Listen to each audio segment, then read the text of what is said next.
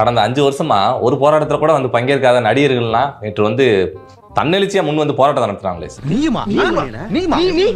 எல்லாருமே அட்டெண்ட் பண்ணீங்க.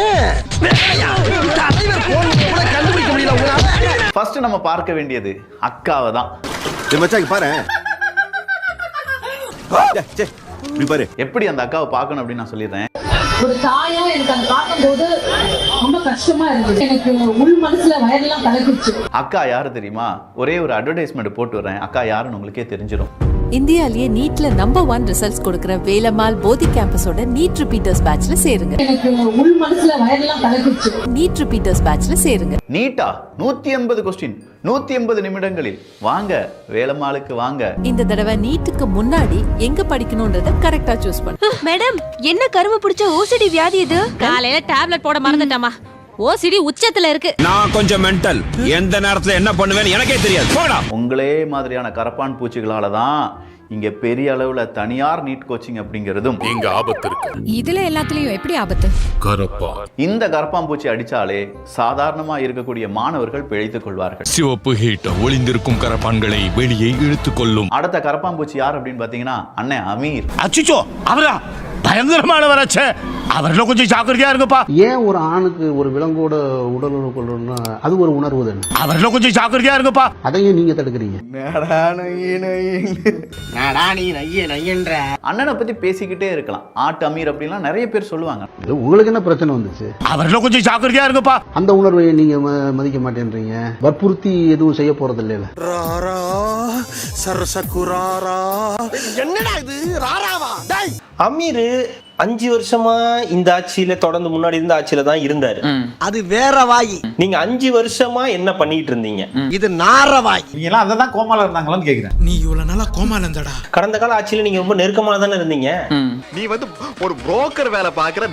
நெருக்கமா, ரொம்ப நெருக்கமா தானே இருந்தீங்க. ஏதாவது பண்ண சொல்லி இருக்கலாமே. நான் நினைச்சா பண்ணலாம், ஆனா பண்ண மாட்டேன். அதான் அமீர் அவர்கள்லாம் பேசுறாரு மேடையில. இயக்குனர் அமீர் பேசுறது ரொம்ப அப்பட்டமா இருக்குமா? ஜனநாயகத்தை காப்பாற்ற ஒரு சிறு கூட்டம் போராடி கொண்டிருக்கக்கூடிய அங்க ஒரு கூட்டம் ஜனநாயகனை காக்க போராட்டம் செய்கிறது. அவங்க வந்து அறிவில்லாதவர்கள், இவர்கள் அறிவானவர்கள். இதே வேளையில் ஜனநாயகன் திரைப்படத்தை காப்பாற்ற ஒரு பெரும் கூட்டம் போராடி கொண்டிருக்கிறது. அதுவும் இத வந்து ஜனநாயகன் வர்சஸ் ஜனநாயகம். இந்த நீட் எக்ஸாம் ஒழிக்கிறதுக்கும் ஜனநாயகத்துக்கும் என்னப்பா சம்பந்தம் எனக்கு தெரியலப்பா. வேலைக்கு நெருப்புக்கு என்ன சம்பந்தம்? சம்பந்தப்படுத்திக்கிட்டேன். ரைமிங்கா இருக்கக்கூடாது, இஷ்டத்துக்கு அடிச்சு விடக்கூடாது. புரியுதா? எனக்கு சொல்லு. இப்ப நீ சொல்லி அவனை நான் விட மாட்டேன்.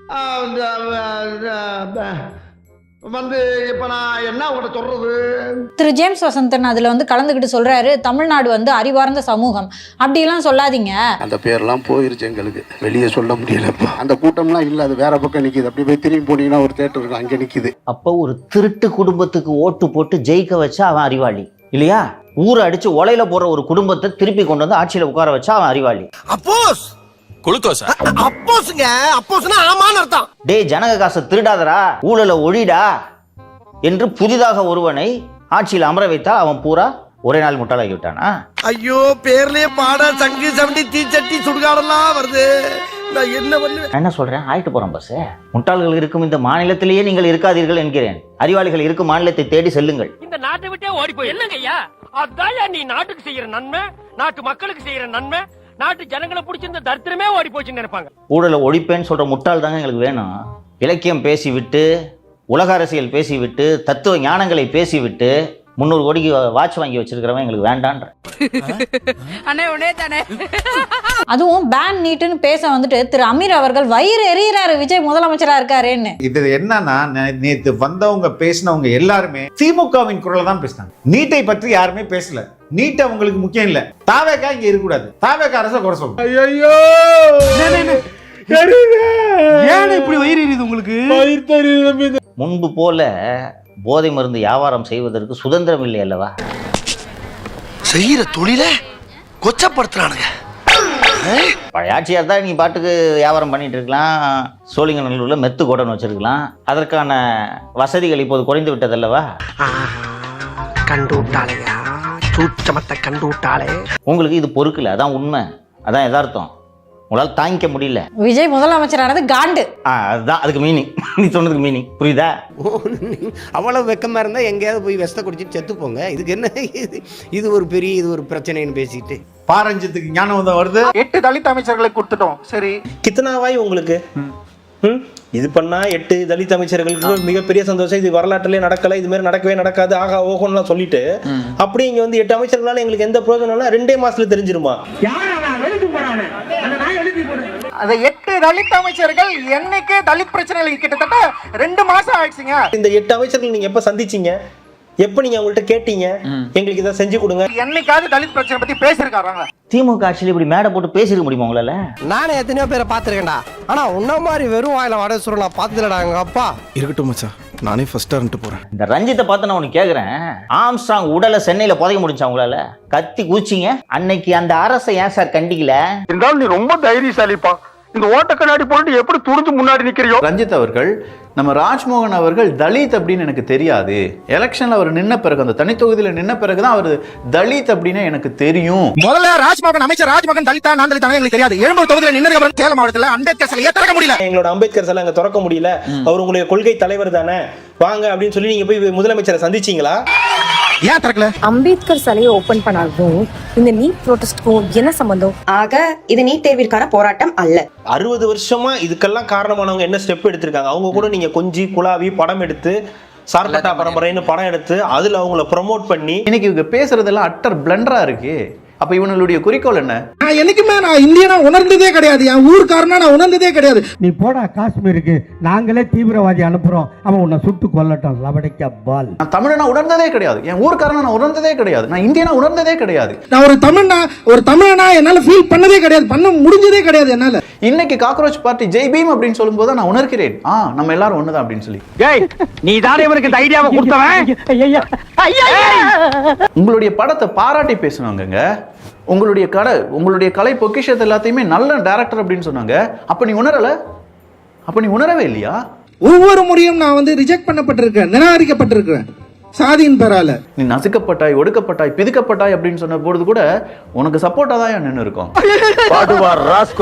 நானும் போனா போதும் பார்த்தா ரொம்ப லவ் டுறீங்க. இந்த வெற்றிமாறன் அப்படிங்கிறவன் அடுத்ததா வந்து பேச ஆரம்பிப்பான். இந்த வெற்றிமாறன் ஏன் 5 ஆண்டுகள் மௌனியாக இருந்தார்? அது காரணம் என்ன? காரணம் நான் சொல்லவா? ஏன் வெற்றிமாறன் பேசவில்லை என்றால் விடுதலை 1 மற்றும் 2 வந்திருக்காது. இல்ல புரியல. 2 திரைப்படங்களையும் வெளியிட்டது யார்? Red giant. அதனாலதான் நீங்க பேசலன்னு நான் சொல்றேன். உனக்கெல்லாம் வெக்கமே இல்லையாடா? சோறு தானே திங்கிற. எரிச்சல் வருது இவனை, நான் கெட்ட வாரத்துல திக்கி போயிடுவேன். இன்னைக்கு அவங்க ஜனநாயகம் படத்துக்கு தியேட்டருக்கு போய் அழுகுறாங்க, தியேட்டருக்கு போய் அழுதுகிட்டு இருக்காங்க. இங்க 1008 பிரச்சனை இருக்குன்னு சொன்ன அதே நபர் தான் தியேட்டருக்கு போய் அழுகுறாரு. அப்ப அவங்களுடைய பிரச்சனைகளில் ஒண்ணு ஜனநாயகம் ரிலீஸும் FDFS போக்குவதும் தானா? ஜீவ சகாப்தன் அப்படின்னு ஒருத்தன் இருக்கான். என்னங்க பெரியவரை இப்படி திட்டுறீங்க? யாரு இவனா பெரியவன்? இவன் சில்ற பையங்க. போட்டு பேசுறீங்க? அப்படிதான் பேசுவேன். அவனும் வந்து பேசுறான். அவன் பேசும்போது என்ன நடந்துச்சு தெரியுமா? இங்க பாருங்களேன், நம்ம இங்க ஒரு 1008 போராட்டம் இருக்குன்னு சொல்லிட்டு இருக்கோம், ஆனா திடுத்து பண்ணி பார்த்தா ஜனநாயகன் படத்தை பார்த்து அழுதுட்டு இருக்காங்க அப்படின்னு சொல்றான். தொழிலாளர்களுடைய போராட்டம் நடந்துட்டு இருந்துச்சு ஜீவ சகாப்தன்னு. அந்த போராட்டம் ரொம்ப பீக்கா நடந்துட்டு இருந்துச்சுனே. அப்ப என்ன தெரியுமா செஞ்சுட்டு இருந்தாங்க உங்க ஆட்கள்? போய் கூலி படம் பார்த்துட்டு இருந்தாங்க. ரிவ்யூ போட்டு இருந்தாருமா, படம் எப்படி இருக்கு, சூப்பரா இருக்கா, ஐயோ நல்லா நடிச்சிருக்காங்களே, ஏன்னா ரிவ்யூ எழுதியிருந்தாரு. அப்ப எங்க போனாரு? மாமன்னன் படம் பார்க்க எல்லாரும் போனாங்களா? அப்ப எங்க போனாரு? தோழர் ரஞ்சித் அவர்களும் தோழர் அறிவு அவர்களும் நீட்டை ஒழிக்கிறோம் என்று 1.5 கோடி பேரிடம் கையெழுத்து வாங்கி அந்த கையெழுத்தை வீதியில் வீசி எறிந்தார்களே, அன்னைக்கு துடித்தீர்களா, கொதித்தீர்களா, கொந்தளித்தீர்களா?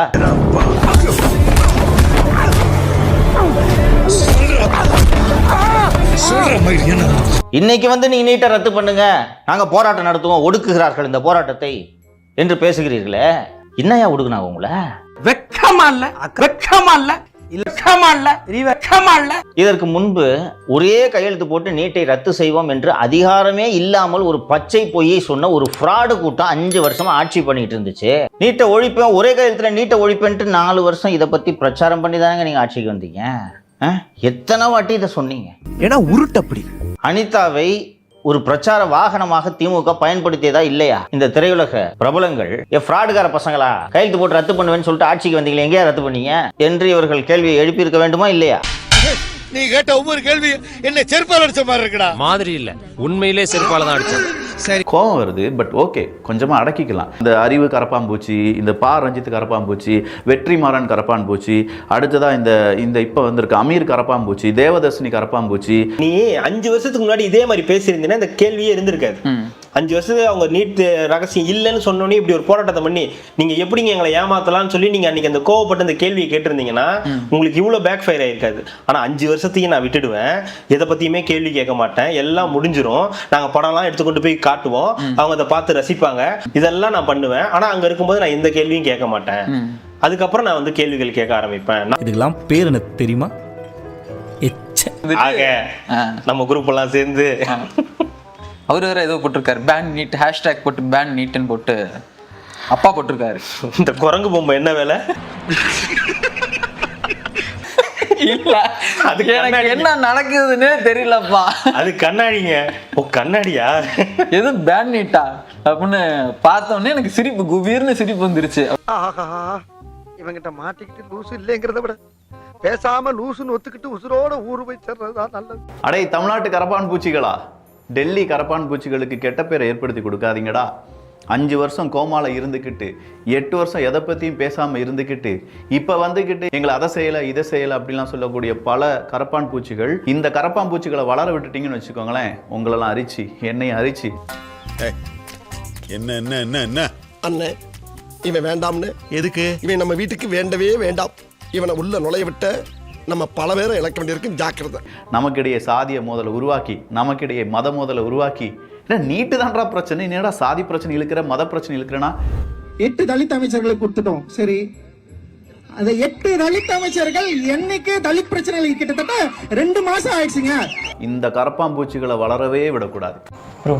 சூத்து மூடிட்டு போனா உட்காருங்க ப்ரோ. நேற்று தூத்துக்குடியில் ஒரு லாக்அப் டெத் நடந்திருக்கு சார். எப்படி சார் தொடர்ந்து இந்த மாதிரியான லாக்அப் டெத்துகள் நடந்துட்டே இருக்கு, அரசு வந்து தீவிரமா எதுவும் நடவடிக்கை எதுவும் எடுக்கலையே சார்? தமிழக முதல்வருக்கு கோரிக்கையாக இதை வைக்கிறேன். கருணை தயவு தாட்சணியம் பார்க்காமல் சம்பந்தப்பட்ட காவலர்களை கைது செய்து சிறையில் அடை ரிமாண்ட் பண்ண நிற்கும். சந்தேகத்துக்குரிய மரணன்றதெல்லாம் ஏமாற்றுக்கார வேலை. கொலை வழக்கு பதிவு செய்யுங்கள். இந்த உடற்கூறு ஆய்வு நீங்க பண்ணிருக்காங்க சார், ரிப்போர்ட் வந்ததான் தம்பி சொல்ற மாதிரி அந்த போஸ்ட்மார்ட்டம் ரிப்போர்ட்டை பார்த்துட்டு பிரைம் ஆஃபீஸ் எவிடன்ஸ் இருந்துச்சுன்னா மர்டர் சார்ஜ் ரெஜிஸ்டர் பண்ணுங்க. மர்டர் சார்ஜ் ரெஜிஸ்டர் பண்ணிட்டு இது மர்டர் இல்ல, நான் அடிக்கவே இல்லைன்றதை அவங்க ட்ரையல்ல ப்ரூவ் பண்ணிட்டான். இதை பண்ணீங்கன்னா லாக்அப்ல வேணும் சாக மாட்டான். புரியுதா? இன்ஸ்பெக்டே ஆனா 4 சாத்தேன் சார், செத்துக்கிட்டு போயிட்டாங்கன்னா நான் ஜெயிலுக்கு போகணும் சார், நான் அடிக்க மாட்டேன் சார்ன்றாங்க. புரியுதா? இதை பண்ணலாம், முதல்வர் பண்ணா சிறப்பா இருக்கும். கேட்ட பையன் சார் இந்த பால்சாமி. இப்ப எனக்காக நீங்க ஒரு குத்து குத்துனா குறைஞ்சா போயிருவீங்க. சரி பாசக்கரப்ப ஒரே ஒரு குத்த குத்தி விட்டு போவோம். வாடாங்க.